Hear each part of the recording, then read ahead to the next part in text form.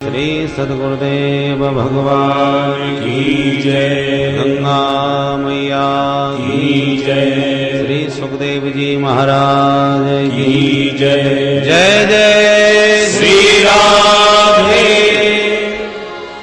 सीताराम सीताराम सीताराम गाए जा, राम जी के चरणों में मन को लगाए जा।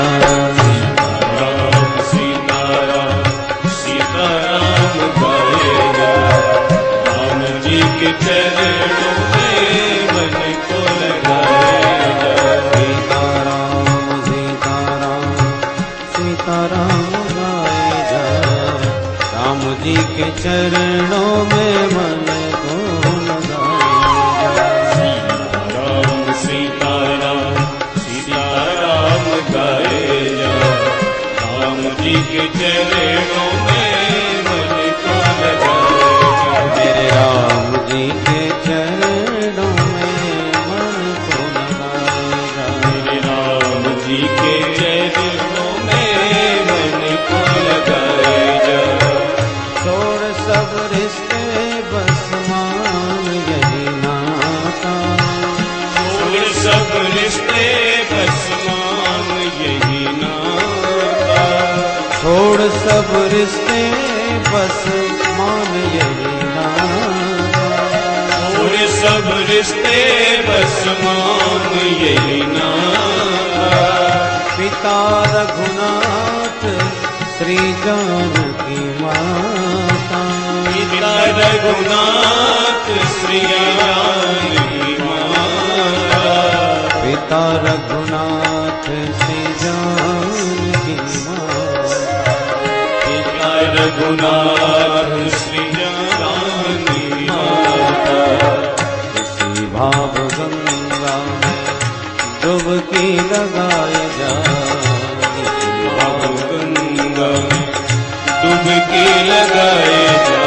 राम जी के चरणों में मन को लगाए जा।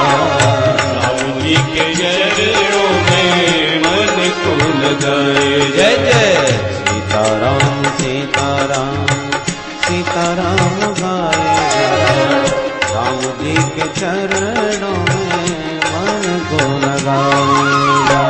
सीताराम सीताराम सीताराम गाए जा, राम जी के चरणों में मन को लगाए जा।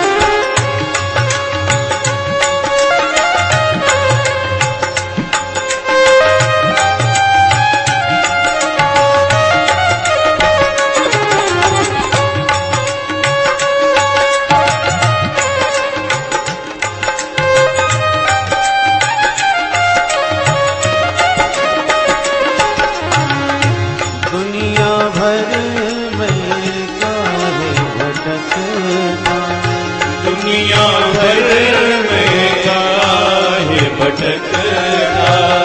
द्वारे द्वारे शीस पटकता, द्वारे द्वारे शीश पटकता।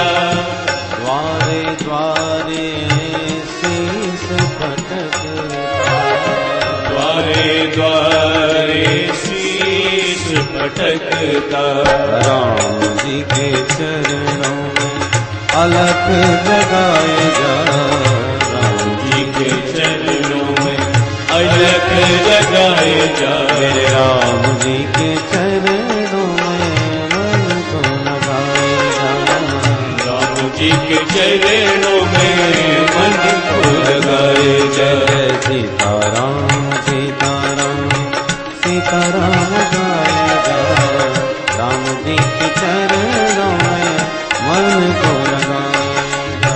सीताराम सीताराम सीताराम गाए जा, राम जी के चरणों में मन को लगाए जा। मेरे राम जी के चरणों में मन को लगाए जा। मेरे राम जी के चरणों में मन को लगाए।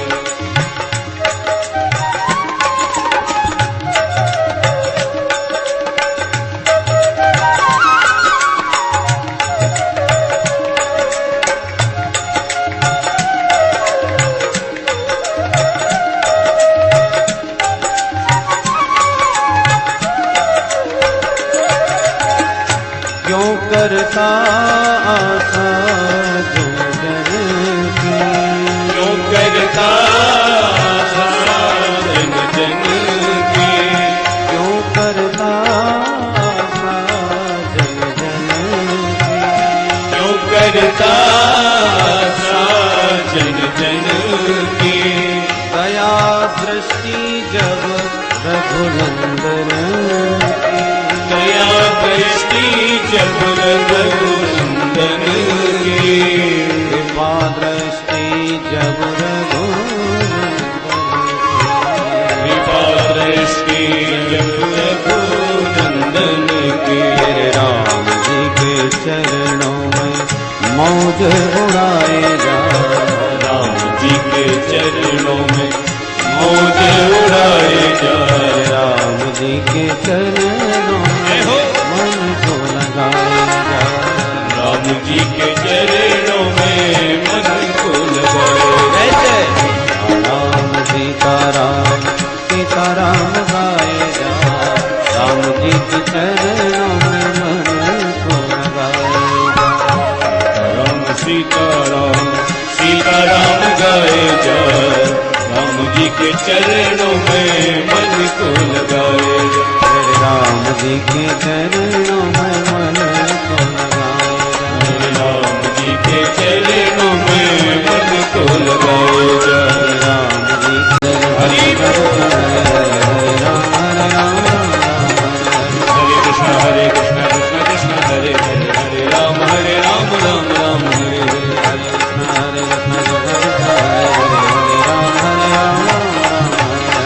कृष्ण हरे कृष्ण कृष्ण कृष्ण हरे हरे, हरे राम राम राम हरे हरे, हरे कृष्ण जय हो। राम हरे कृष्ण कृष्ण कृष्ण हरे हरे, हरे राम राम राम हरे, बोल वृंदावन बिहारी लाल की जय, वामन भगवान की की जय, श्रीमद् भागवत महापुराण पुराण की जय, जय जय श्री राधे। तं वटुं वामनं दृष्ट्वा मोदमाना महर्षयः कर्माणि कारयामासो पुरस्कृत्य प्रजापतिम्।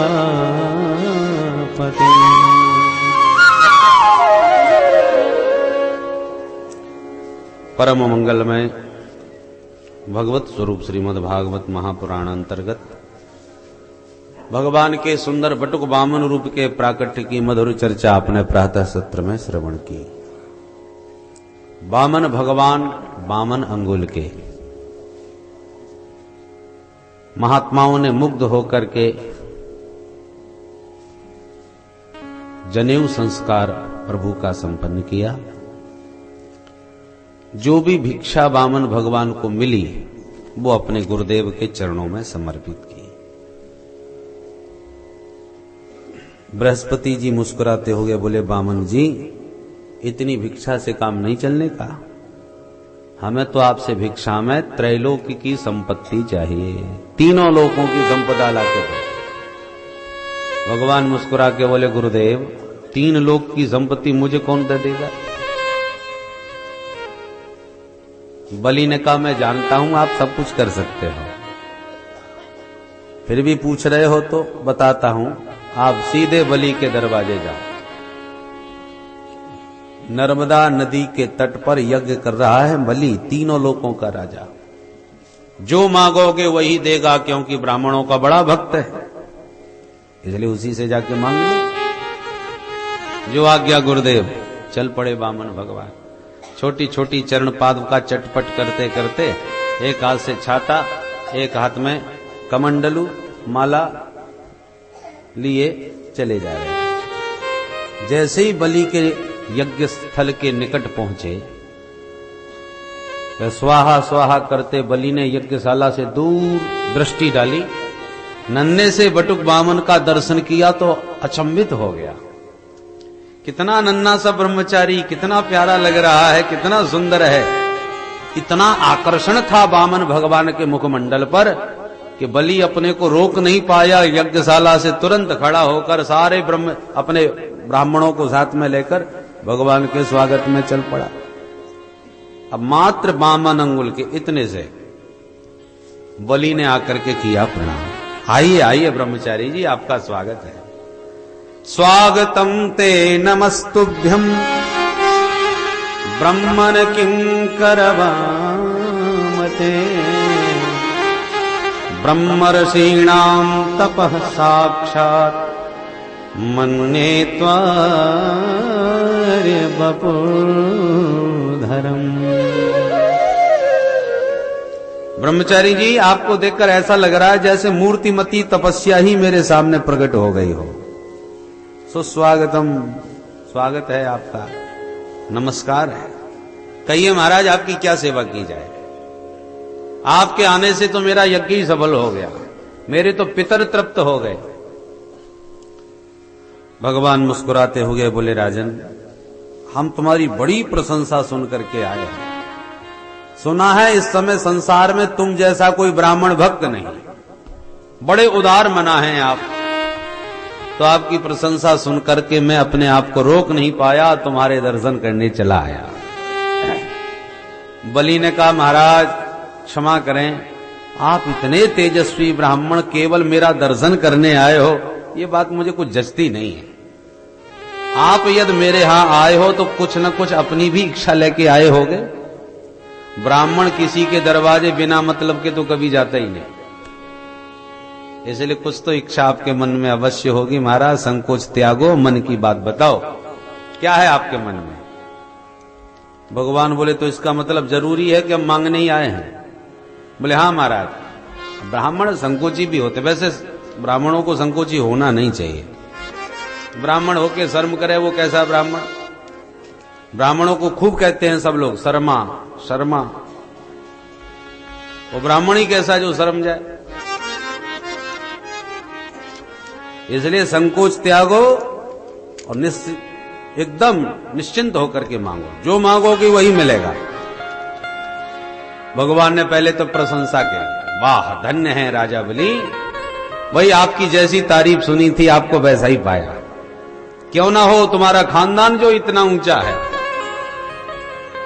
अब तुम्हारे पूर्वजों में महाराज हिरण्याक्ष हिरण्यकश्यप हो गए, बताइए सारी दुनिया इनके इशारों पर नची। उनके बेटा प्रहलाद, क्या कहने, खंबा फाड़ के भगवान को प्रकट करके दिखाया। उन प्रहलाद के बेटा विरोचन, जिन्होंने ब्राह्मणों को सर्वस्व लुटा दिया था, ऐसे विरोचन के बेटा बलि तुम हो। अब बलि तो नीचे से ऊपर तक देखने लगा, नेक सा ब्रह्मचारी मेरे पूरे खानदान को जानता है, सारी वंशावली बता दी इसने तो। भाई बड़ा त्रिकालज्ञ मालूम पड़ता है। और अधिक श्रद्धा उमड़ पड़ी। हमारे पूर्वजों के बारे में जो पूरी जानकारी दे, उससे सुनकर के बड़ा आनंद आता है? उसमें श्रद्धा भी खूब होती है कि हमारे खानदान से परिचित है। बलि और गदगद हो गया। अरे महाराज, अब आप ये हमारी महिमा गाना छोड़ें और आदेश सुनावें कि आपको क्या इच्छा है, क्या चाहते हैं आप? भगवान बोले, अरे भाई, हमें कुछ चाह नहीं है, फिर भी हम समझ गए तुम दिए बिना हमें जाने नहीं दोगे, तो ठीक है मांग लेते हैं। पदानी त्रीण दैत्येन्द्र सम्मतानि पदा मम। तुम जैसा कोई दानी नहीं, तो हम जैसा भी कोई संतोषी ब्राह्मण नहीं, बड़े संतोषी ब्राह्मण है। इसलिए तुम्हारा मन रखने के लिए मांगता हूं, मात्र मेरे पैरों से 3 चरण भूमि नाप करके दे दो, हम संतोषी ब्राह्मण इतने में ही प्रसन्न हो जाएंगे। बलि ताली बजा के खूब हंसा। रे ब्राह्मण देवता, कब से कह रहा हूं मांगो मांगो मांगो, तब तो जाके मांगने को मुंह खुला, और मांगा भी है तो 3 चरण भूमि। अरे वो भी आपके एक एक बिलस्ते के तो पैर नहीं, 3 चरण भूमि नाप करके कितना होगा? एक कमरा भी ठीक से नहीं बनेगा। क्या करोगे 3 चरण भूमि का? वामन भगवान बोले, देखो हमने पहले ही कह दिया हम संतोषी ब्राह्मण हैं, हमारा गुजारा इतने में हो जाएगा। वो भी हम इसलिए मांग रहे हैं कि आजकल जहां भी भजन करने बैठते हैं तो जिसकी जगह होती है वो ही आंख दिखाने आ जाता है, बाबा चल फूट यहां से। हम कहते भैया 10 मिनट में भी पूजा पाठ करके चल देंगे। तो कहते नहीं, उठाओ जब डेरा डंगर, अभी तुम भजन कर रहे हो, कल हनुमान जी लाके बैठा दोगे, परसों मंदिर बना के खड़ा कर दोगे, कोई भरोसा नहीं। तो दुनिया के धक्के खा खा के परेशान हो गया, इसलिए मैंने सोचा चलो तुमसे 3 चरण भूमि मांग लेता हूं, तो निश्चिंत होकर बैठ के उसी जगह में भजन करूंगा, और अपने राम को कोई मकान दुकान थोड़ी बनाना है। बलि बड़ा प्रभावित हुआ, वाह गजब हो गया, सचमुच मैंने बहुत ब्राह्मण देखे पर इतना संतोषी तो आज तक नहीं मिला भाई, बड़ा गदगद हो गया। ठीक है महाराज, आपके भावों को जानकर मेरा मन बड़ा प्रसन्न हुआ, भाई बड़े संतोषी ब्राह्मण हैं आप। ठीक है, मैंने आपको वचन दिया, जो जगह आपको सबसे बढ़िया से बढ़िया लगती हो वो आप नाप लीजिए, मैंने आपको दिया। भगवान बोले ऐसे थोड़ी दिया, हाथ में जल लो, हम संकल्प करेंगे, फिर संकल्पित जल हमको दो, तब दान पक्का माना जाएगा। बलि ने कहा क्यों मेरी बेइज्जती करवा रहे हो महाराज, अब इतनी सी भूमि का मैं दान करूं संकल्प करके, हाथ में जल लूंगा संकल्प के लिए, और लोग कोई पूछेंगे क्या कर रहे हो, हम कहेंगे भूमि दान कर रहे हैं। तो कितना दान करोगे, तो हमें बतानी पड़ेगी कि 3 चरण भूमि दे रहे हैं इन पंडित जी को। सुन करके मेरी तो नाक कट जाएगी कि लोग क्या कहेंगे, इतने बड़े राजा और इतना सा दान। अपना ख्याल नहीं तो कम से कम मेरा तो ध्यान रखो महाराज, मेरी भी इज्जत है, लोग मेरे बारे में क्या कहेंगे। भगवान बोले सुनो ज्यादा बहस नहीं, हमने कह दिया संकल्प करके ही हम दान लेंगे, बिना संकल्प के नहीं, थोड़ा हो या ज्यादा विधिवत हम दान लेंगे, देना है तो दो। शुक्राचार्य जी के कान खड़े हो गए, ये बौना बहुत बातें बना रहा है और राजा को बड़ा प्रभावित कर रहा है। आज से पहले मैंने इसका कभी दर्शन नहीं किया, ये पंडित आया कहां से है, शंका हो गई। शुक्राचार्य जी ने आंख बंद करके उसी वक्त ध्यान लगाया, कौन हो सकता है। और जो आंख बंद करते शुक्राचार्य जी को देखा, वामन भगवान समझ गए गुरुजी कुछ न कुछ गड़बड़ करेंगे। तुरंत बोले देखो राजन, देना हो तो फटाफट हाथ में जल लो, देर मत करो, हमको बहुत सारे काम है, जाना है अपना। बलि ने कहा ठीक है, नहीं मानते तो लो संकल्प कर देता हूं। जल का पात्र उठा लिया, जो ही जल का पात्र उठाया कि एक क्षण भर में तुरंत शुक्राचार्य जी सब जान गए, दौड़ के हाथ पकड़ा, बलि सावधान। अरे गुरुदेव क्या हो गया, बोले ठीक से देखो ये बौना कौन है। बोले बामन है, और कौन है। अरे राजन ना ये बामन है ना 53, मैं सब समझ गया ये कौन है। कौन है महाराज। एस वैरोचने साक्षात भगवान विष्णुरव्ययः कश्यपादतेर्जातो देवानां कार्य साधकः। ये कोई और नहीं, देवताओं का कार्य सिद्ध करने के लिए वो नंबर 1 का छलिया विष्णु आज बौना बन के तेरे सामने खड़ा है। पहले यही मोहिनी बन के मुस्कुरा के आंख मटका के ठुमका मार के तुम सबको पागल बना गया मोहिनी के रूप में, आज वही बौना बन के आ गया। ये मां छलिया है, इसकी बातों में मत आना, एकदम मना कर दे मैंने कुछ नहीं दिया, कहीं तूने संकल्प कर दिया तो ये तेरे को बर्बाद कर देगा। कि देखने में जितना छोटा लग रहा है ना उतना ही खोटा है। मैंने अभी आंख बंद करके इसकी विशाल महिमा को जान लिया, समझ लिया। ये चाहे तो एक चरण में सारे संसार को नाप डाले, इसलिए बातों में मत आओ, एकदम मना करो, इसी वक्त मना करो, मैंने कुछ नहीं दिया। अब बलि कभी वामन भगवान को देखे, कभी गुरुजी को देखे। गुरुजी, अब वामन भगवान तो मुंह लटका के खड़े हो गए कि बाबा ने सब गड़बड़ कर दिया।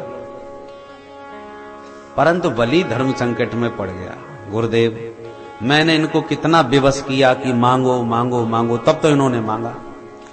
अब मैं हां भी कर चुका हूं कि मैंने दिया, अब ये कहूं कि नहीं नहीं मैंने नहीं दिया, तो ये तो सरासर बेईमानी है, झूठ बोलना है। और आपने हमेशा मुझे शिक्षा दी कि जीवन में झूठ नहीं बोलना चाहिए, क्योंकि पृथ्वी इन पर्वतों के बोझे से पीड़ित नहीं है जितना झूठे व्यक्ति का उसे बोझा लगता है।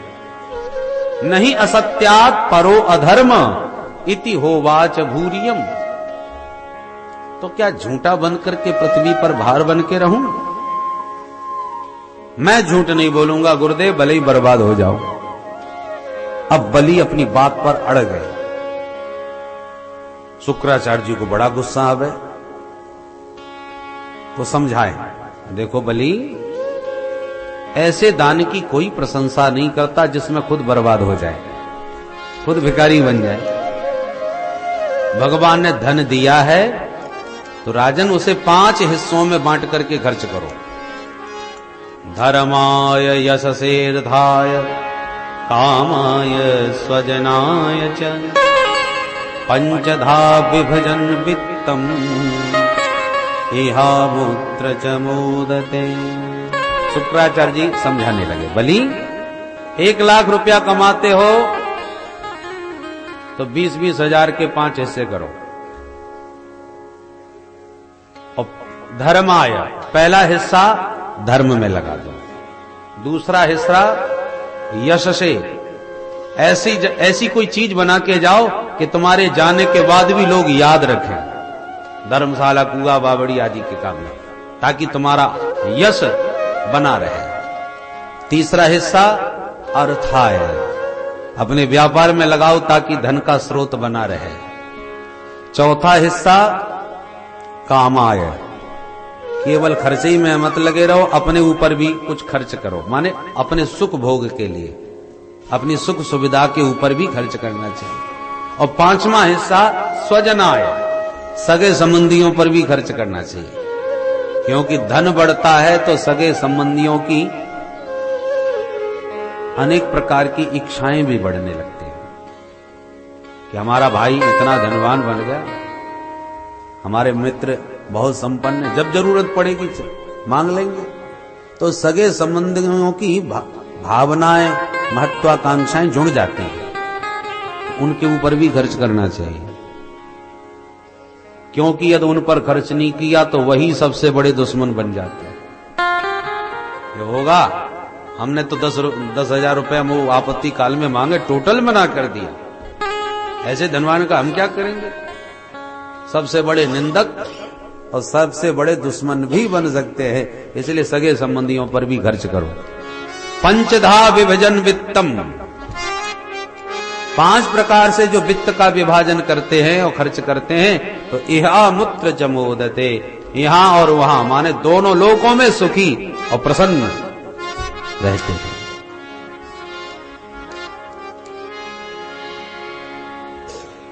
बलि ने कहा, गुरुदेव वो तो सब ठीक है, पर मैं झूठा बन जाऊंगा, क्या मुंह दिखाऊंगा? शुक्राचार्य जी बोले, तो 6 जगह पर झूठ बोलने में दोष भी नहीं लगता। कहां कहां? स्त्रीसु नन्म विवाहे च वृत्यर्थे प्राण संकटे गो ब्राह्मणार्थे हिंसायां नानृतं स्यात् गोसेतम्। स्त्रीसु, बोलो राधे राधे। स्त्रियों से झूठ बोलने में कोई दोष नहीं लगता। ये हम नहीं कह रहे, भागवत में शुक्राचार्य जी कह रहे। क्यों भाई, ऐसा क्यों? बोले माताओं का स्वभाव है, वो कथा में जावे या शादी विवाह में जावे, जहां भी जाएंगी तो ये देखती हैं किसने क्या साड़ी पहन रखी है, किसका हार कितना कीमती है, हीरे का है कि क्या क्या जड़ा है। वह उनकी दृष्टि हार आभूषणों पर ज्यादा रहती है, और कहीं उनको कोई आभूषण भा गया, पसंद आ गया, तो घर जाते ही फरमाइश, इतना बढ़िया हार देख के आए हूं, कैसा चमक रहा था, और मुझे को बहुत दिखा रही थी वो, मेरा भी नाम नहीं जो उसको खरीद के ही नहीं दिखाया मैंने, मेरे को दिखा रही थी। कुछ भी हो खरीद के रहूंगी, और तुमने कहीं कह दिया मुश्किल से तो खर्चा चला पा रहा हूं, तेरे को हार दिख रहा है, तो समझ लो रोटी मिलनी मुश्किल हो जाएगी, तमाम झगड़ा कलह होगा। इसलिए उस समय थोड़ा सा आश्वासन दे देना चाहिए, अरे ये कौन सी बड़ी बात है, पहली तारीख आने दे, वेतन नहीं लाऊंगा, तेरा हार ही खरीद के लाऊंगा। बोलो राधे राधे। राधे राधे। तो 1 तारीख जब तक आएगी तब तक के लिए मामला टल गया, हो सकता है तब तक भूल भी जाए, तो फिलहाल तो झगड़ा टले। तो ऐसे अवसरों पर थोड़ा बहुत झूठ बोल करके मामला टालना पड़े तो उसमें कोई दोष नहीं लगता, वो झूठ निंदनीय नहीं है, ऐसा शुक्राचार्य जी की मान्यता है। दूसरी जगह नर्म, नर्म कहते हैं हास्य परिहास, हंसी मजाक में यदि कोई झूठ बोल दे तो वो झूठ निंदनीय नहीं है। तीसरा स्थान विवाहे च, शादी विवाहों में या 2-4 बातें बढ़ चढ़ के बता दी जाएं तो कोई दोष नहीं। बोलो राधे राधे।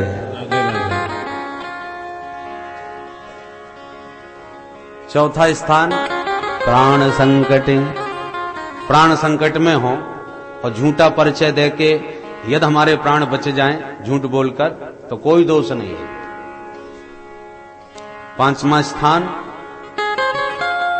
गो ब्राह्मणार्थे हिंसायाम, वृत्त्यर्थे, जीविका, जीविका के लिए थोड़ा बहुत झूठ बोल करके आजीविका चले कोई दोष नहीं। और गो ब्राह्मणार्थे हिंसायाम, गाय ब्राह्मण की हिंसा झूठ बोलने से टलती हो तो वो झूठ निंदनीय नहीं होता। नानृतम सा जुगुप्सितम, ये शुक्राचार्य जी ने अपनी नीति के अनुसार बताया। पर सावधान, हम लोग शास्त्रों की बातें पकड़ते तो खूब है, क्योंकि बहुत से लोग ये बात जरूर पकड़ेंगे। आज कथा सुन के आए हैं, देवियों से झूठ बोलने में कोई दोष नहीं है,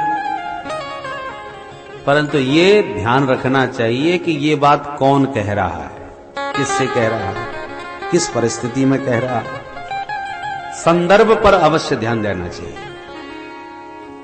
रावण ने यदि रामायण में कोई बात कह दी तो कही रावण ने है और हमने वो तो देखी नहीं, और जो कही है वो पकड़ ली, ऐसा रामायण में लिखा है। ढोल गमार शूद्र पशु नारी, पकड़ ली, रामायण में लिखा है।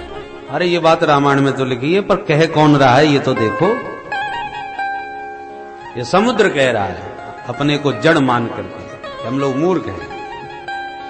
कहने का तात्पर्य है कि शास्त्रों में भगवान की वाणी से निकला हुआ जो वचन है वो वंदनीय है। यहां पर शुक्राचार्य जी, दैत्यों के गुरु जी, अपनी नीति दिखाते हुए दैत्य नीति के अनुसार ये बात बोल रहे हैं। यदि आपको दैत्य नीति पसंद आती हो तो ठीक है, मानो, पर वस्तुतः सनातन धर्म झूठ बोलने की आज्ञा नहीं देता। सनातन धर्म का आदेश है सत्यम ब्रूयात प्रियम ब्रूयात, न ब्रूयात सत्यम अप्रियम, प्रियंतु नानृतम ब्रूयात, एस धर्म सनातन।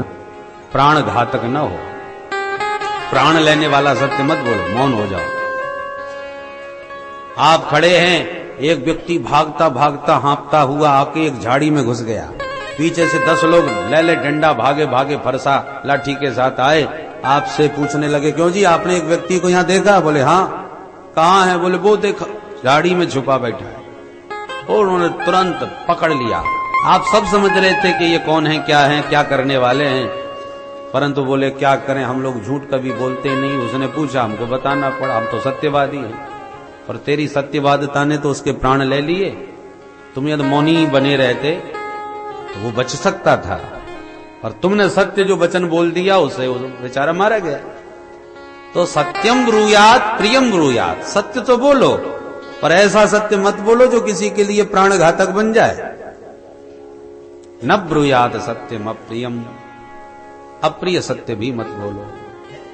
तो इस प्रकार से शुक्राचार्य जी ने झूठ बोलने को भी प्रेरित किया कि तू झूठ भी बोलेगा तो दोष नहीं लगेगा, बलि तेरी जीविका का संकट है, ये वामन तेरा सर्वस्व लूटने वाला है, इसलिए मना कर दे, मैंने कुछ नहीं दिया।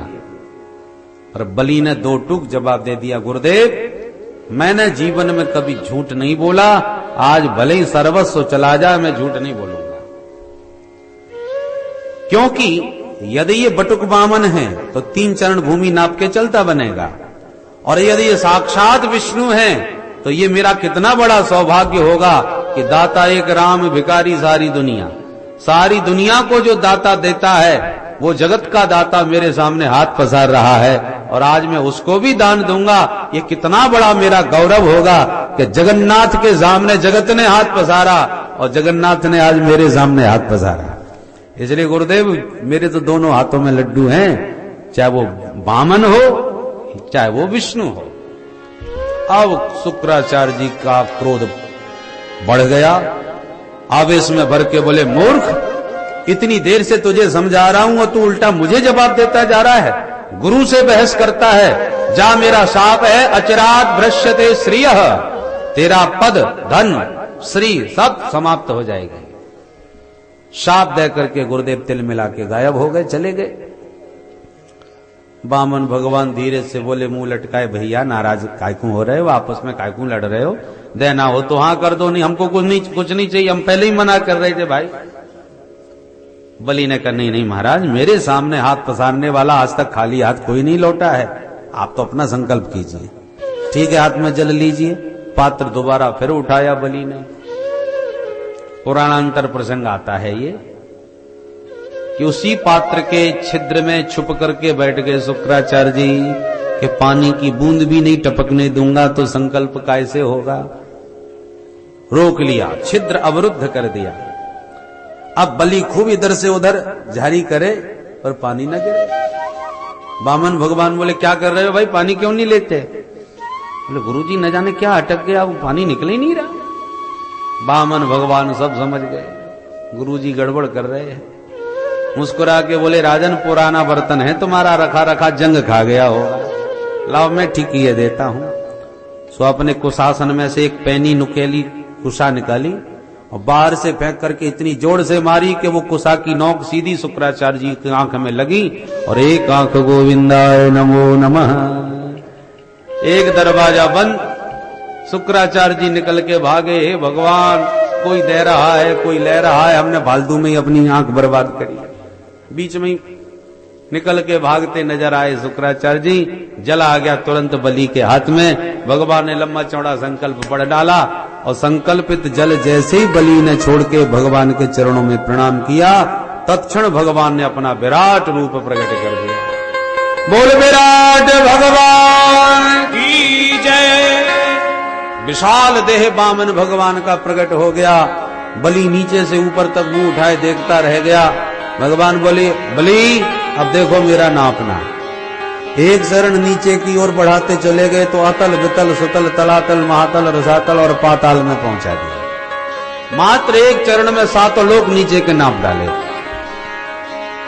दूसरा चरण ऊपर उठाया तो भू भुव स्व मह जन तप और सत्य, ऊपर के 7 लोकों को नापते हुए ब्रह्मांड कटा में ही छेद कर दिया। भगवान के पैर के अंगूठे से ब्रह्मांड फूट गया, उसमें छिद्र हो गया। उससे बाहर से चिन्मयी जलधारा उस छिद्र के माध्यम से ब्रह्मांड विवर में प्रविष्ट हो गई। जो भगवान के चरणों को धोती हुई जलधारा नीचे गिरी तो ब्रह्मा जी ने देखा, ओ भगवान का चरणोदक आ रहा है। तुरंत अपने कमंडलों में हुआ जल चरणोदक का स्थापित किया। वही जलधारा ब्रह्मा जी के कमंडलों से नीचे आई तो ध्रुव मंडल में, सप्तऋषि मंडल में, चंद्र मंडल में होती हुई सीधे स्वर्ग में आ गई। स्वर्ग में आकर के उसी जलधारा के 4 विभाग हो गए, सीता, अलकनंदा, चक्षु और भद्रा। उसमें अलकनंदा नाम की जो धारा थी वही गंधमादन पर्वत पर भगीरथ की प्रार्थना से आकर के प्रकट भई और वही जलधारा गंगोत्री से, गोमुख से होती गंगोत्री और इसी के सरद्वार से आपके सुखताल होती हुई सीधे गंगा सागर में जाकर के विलय हो गई। यही विष्णुपदी है, यही गंगा है, यही भागीरथी है। बोल गंगा मैया की जय। वामन भगवान का चरणोदक, विष्णु स्वरूप श्री हरि का चरणोदक ही माता गंगा का पावन निर्मल जल है, इसलिए इसे विष्णुपदी कहते हैं। वामन भगवान बोले, राजन मेरे 2 चरण हो गए और संकल्प तुम्हारा 3 चरण का है, और तीसरा चरण कहां रखूं ये तो बताओ। नीचे ऊपर के तो सब लोग नप गए। अब बलि मुंह लटकाए खड़े हैं, क्या बताएं, जगह ही नहीं बची। कोई स्थान ही शेष नहीं रहा। हाथ जोड़ के बोला, महाराज ये बताइए, धन बड़ा होता है कि धनवान? भगवान बोले, धन का मालिक धनवान धन से श्रेष्ठ होता है। मालिक तो धनवान है। बोले, महाराज तो आपने 2 चरणों में मेरा धन ही धन नापा है, मैं धनवान तो अभी अलग खड़ा हूं। तो 2 चरणों में धन ले लिया, अब तीसरा चरण मेरे माथे पर रख करके मुझे धनवान को भी स्वीकार कर लीजिए। पदम तृतीयम पुरुषेष्ण में निजम। भगवान प्रसन्न हो गए, तुरंत अपना दिव्य पादारविंद बलि के माथे पर रखा। महाभागवत प्रहलाद जी प्रकट हो गए, धन्य हो प्रभु, मुझे तो आपकी गोद में ही बैठने का गौरव मिला, और मेरा पौत्र कितना भाग्यशाली है जिसके माथे पर आपका पादारविंद आज रखा हुआ है। प्रहलाद जी ने प्रभु की स्तुति गाई। बलि पत्नी विंध्यावली भी भगवान की स्तुति कर उठी। उसी समय ब्रह्मा जी ने भी प्रकट कर होके कहा, प्रभु जो आपको तुलसी दल चढ़ा दे उसे सर्वस्व दे डालते हो, और जिस बेचारे ने सर्वस्व दे डाला उसे बांध के पटक डाला। ये आपकी लीला भी समझ में नहीं आती मेरे। भगवान हंस करके बोले, ब्रह्मा जी मेरा स्वभाव है, मैं जिससे प्यार करता हूं, जिस पर कृपा करना चाहता हूं, उसका पहले अहंकार तोड़ता हूं। इनको पद का दाता पने का जो अभिमान था उसी को तोड़ने के लिए ये मेरी लीला हुई। तुम देखो।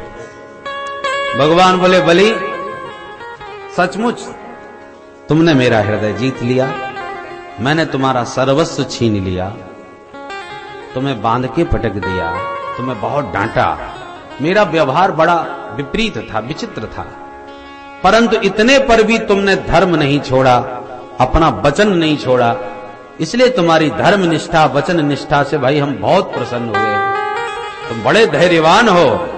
वैसे तो हम तुमसे इंद्रासन छीनने ही आए थे, पर अब हम तुम्हें इंद्रासन का अधिकार दे रहे हैं। तुम 100 यज्ञ कर चुके हो तो शतक्रतु की पदवी प्राप्त हो चुकी है। आगामी मनवंतर के तुम इंद्र बनोगे, और जब तक इंद्रासन तुम्हें न दिया जाए तब तक हम तुम्हें सुतल लोक देते हैं, वहां बैठ करके राज्य करो। स्वर्ग के समान ही ऐश्वर्य सुतल लोक में है। और कुछ चाहते हो तो मांगो। बलि ने कहा, महाराज मुझे कुछ नहीं चाहिए, मैं तो यही चाहता हूं कि आपकी झांकी सदा निहारता रहूं, ये आपकी सुंदर बाकी झांकी मेरे नयनों से कभी ओझल ना हो। भगवान बोले, ये तो तगड़ी ड्यूटी लग गई भैया, तो ऐसे हम तेरे सामने कब तक खड़े रहेंगे? चल तू भी क्या कहेगा, तू सतरलोक का राज्य करना और मैं तेरे दरवाजे का द्वारपाल बन के इसी रूप में सदा खड़ा रहूंगा। तो सदा सन्निहितम वीर तत्र मां रक्षते भवान, तो आते जाते घुसते सदा मेरे इस रूप का दर्शन करना। बोल भक्तवत्सल भगवान की जय। ये वचन सुन के तो प्रहलाद जी तो नाच उठे, धन्य हो प्रभु, कैसी अद्भुत कृपा भैया ये आपकी।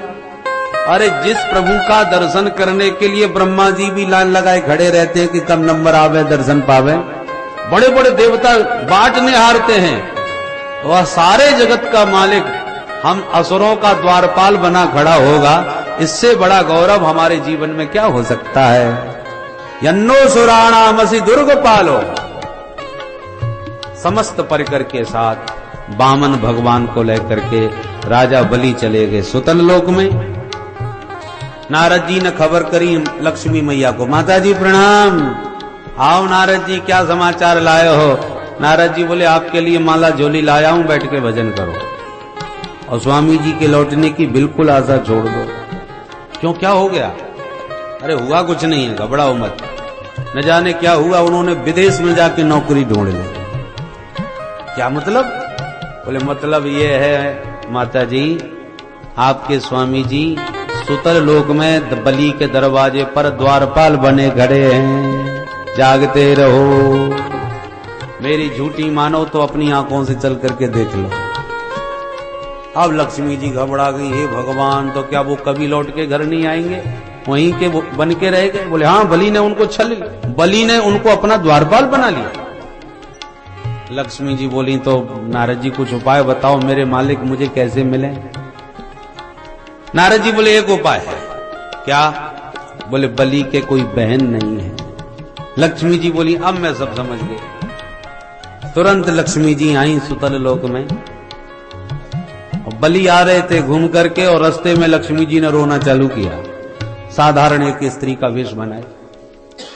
रुदन सुना तो बलि दौड़ करके आए और बोले, देवी जी क्या बात है, क्यों रो रही हो, क्या कष्ट है आपको? आंखों में आंसू भर के लक्ष्मी जी बोली, भैया क्या बताऊं, रक्षाबंधन का पावन पर्व आ रहा है, श्रावण का महीना है और भगवान ने सबको भाई दिया पर मुझे कोई भाई नहीं दिया। अब बताओ मैं किसके हाथ पर राखी बांधूं?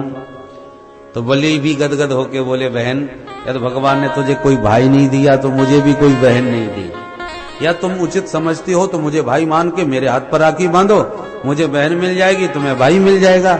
लक्ष्मी जी प्रसन्न हो गई, बोले इससे बढ़िया सौभाग्य मेरा और क्या होगा, मैं आज से तुम्हें धर्म का भाई स्वीकार करती हूं।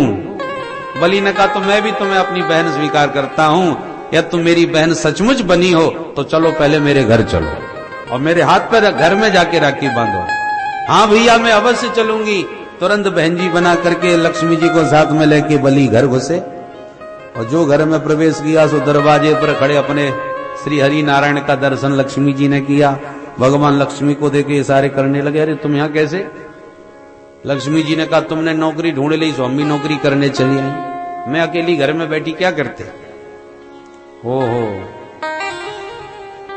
भीतर प्रविष्ट हुई, सुंदर पावन पर्व रक्षाबंधन का आया। बलि के हाथ में बड़े प्यार से लक्ष्मी जी ने राखी बांध दी।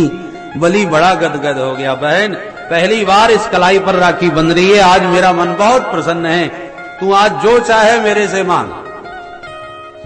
लक्ष्मी जी ने कहा, भैया भगवान का दिया सब कुछ है, एक भाई की कमी थी आज वो भी मिल गया, अब मुझे कुछ नहीं चाहिए। बलि ने कहा, नहीं बहन ऐसे काम नहीं चलेगा, राखी बांधी है मांगना ही पड़ेगा, देखो संकोच त्यागो, जो मन में हो सो मांगो। लक्ष्मी जी ने कहा, भैया आप देना ही चाहते हो तो पहले हाथ में जल लो, मैं संकल्प करूंगी। और संकल्प का नाम सुनते ही धड़कन तेज हो गई बलि की। बहन जी इस संकल्प के झगड़े में मत डालो, मुझे बड़ा डर लगता है इसका। मैं तुम्हारा भाई हूं, वचन देता हूं, जो मांगोगी सो दूंगा दूंगा दूंगा। वचन दिया।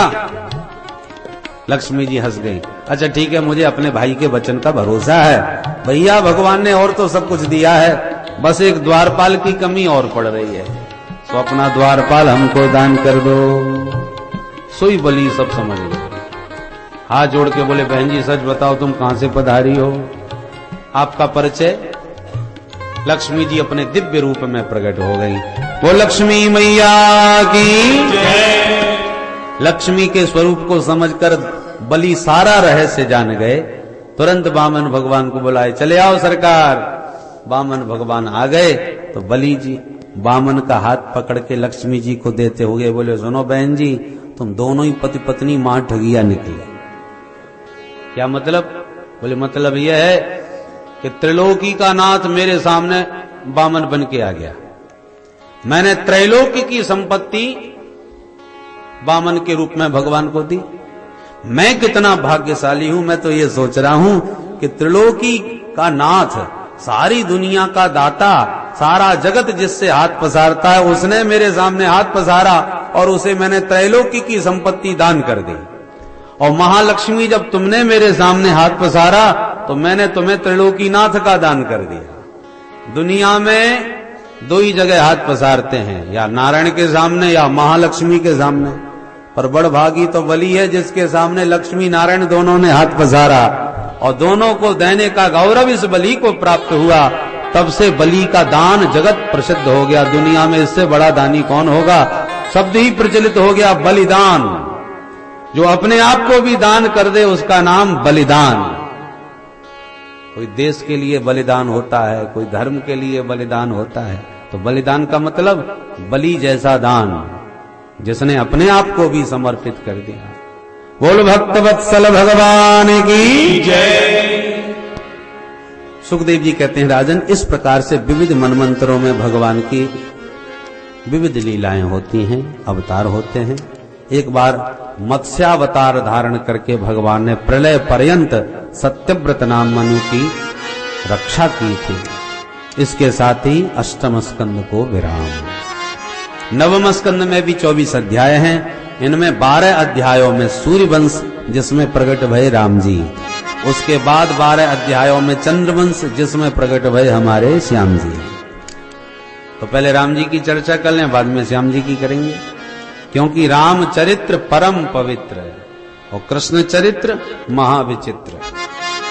तो विचित्र कृष्ण की कथा बाद में, पहले पवित्र राम जी की चर्चा हो जाए। सूर्यवंश में राम जी, अयोध्या में प्रभु राम जी का प्राकट्य होता है, इसलिए आइए पहले अयोध्या चलें, अयोध्या की झांकी का दर्शन करें। अवधपुरी कैसी है, उस पावनपुरी का दर्शन करने के बाद ही राम जी के वंश की चर्चा करेंगे। अरे सीताराम जी की प्यारी रजधानी लागे, हो रजधानी लागे, मोहे मीठो मीठो सरजू जी को पानी लागे। राम जी की प्यारी रजधानी लागे, रजधानी लागे, मोहे मीठो मीठो सरजू जी को पानी लागे। ओ सीताराम जी की प्यारी रजधानी लागे, ओ रजधानी लागे, मोहे मीठो मीठो सरजू जी को पानी लागे। राम जी की ताली बजा के रजधानी लागे, रजधानी लागे, मोहे मीठो मीठो सरजू जी को पानी लागे। अरे धन्य कौशल्या धन्य के कई धन्य सुमित्रा, धन्य कौशल्या धन्य के गई धन्य सुमित्रा भैया। धन्य कौशल्या धन्य के कई धन्य सुमित्रा मैया। धन्य कौशल्या धन्य के गई धन्य सुमित्रा भैया। धन्य भूप दशरथ के आंगन खेले चारों भैया। धन्य भूप दशरथ के आंगन खेले चारों भैया। मीठी चोकली रसीली प्रभु की पानी लागे, प्रभु की पानी लागे, मोहे मीठो मीठो सरजू जी को पानी लागे। राम जी की प्यारी रजधानी लागे, रजधानी लागे, मोहे मीठो मीठो सरजू जी को पानी लागे।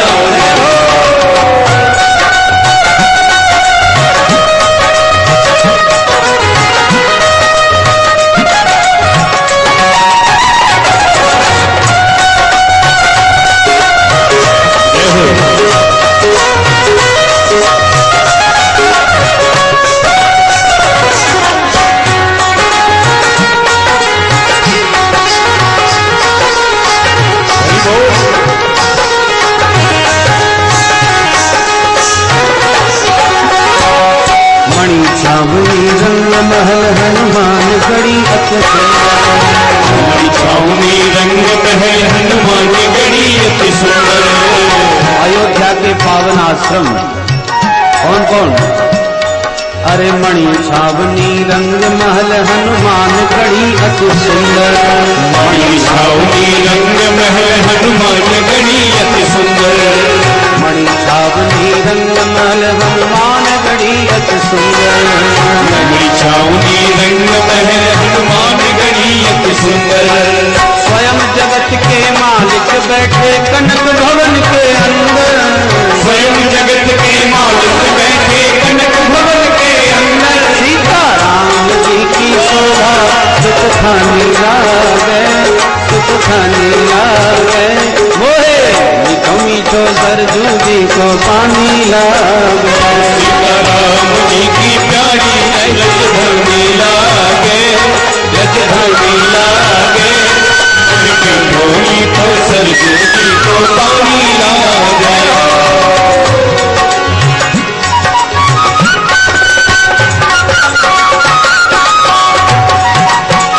हरि बोल।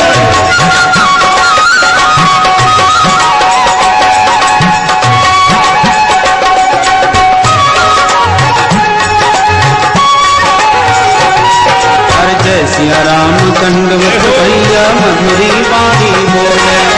जय सिया राम